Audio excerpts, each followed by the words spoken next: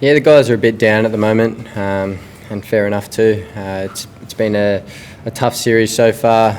We've been outplayed in both Test matches, and yeah, the mood's not great at the moment. Bit disappointed, but yeah, look, we've still got plenty to play for in Colombo. We've got to try and prove to ourselves and the public that we can play in these conditions. I thought the first innings was very disappointing. I thought today we were a little bit more proactive. We saw some sweep shots, some reverse sweeps, guys using their feet. And to get around 180, I thought probably around 200 in the last innings of this game, or every innings of this match was probably around par. So we saw, a little bit of proactive thinking and innovation today to find a way. We just haven't been able to do it for long periods of time though. Yeah, the guys had been working on it in the nets. It's a tough one. They've got some quality bowlers in their team that do get the ball to skid and then spin sharply as well. And I guess when the ball does spin sharply, it sort of plays on your mind that, and you might just play outside of one. But we haven't been good enough at it, and we have to find ways to make sure that we are covering that ball that doesn't spin. Majority of the time, if it spins too far.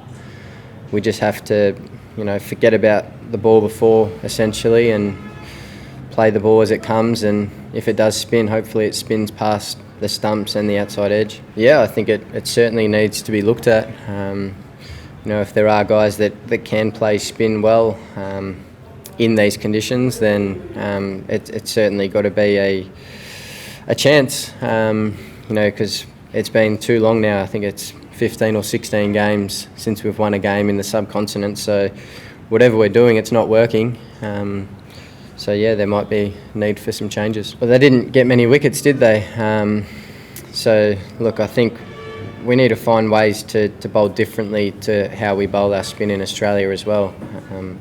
You look at the Sri Lankan spinners, any of the subcontinent spinners, they bowl that sort of side seam on the ball where they can go up and down with their speeds and trajectory, and the ball reacts differently. One ball goes straight on and speeds up off the wicket, one ball spins, and you don't know which one's which, and I don't think the bowlers actually know which one's which either. So, I think we get up, I guess in Australia, traditionally we get taught to get over the top of the ball. And in Australia, I think you need that shape to try and do the batsmen in, drift and shape in the air.